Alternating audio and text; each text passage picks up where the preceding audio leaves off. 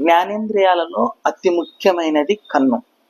బాహ్య ప్రపంచంలో మనం చూసేటువంటి 80% ఇన్ఫర్మేషన్ కూడా కన్ను ద్వారానే స్వీకరిస్తాం.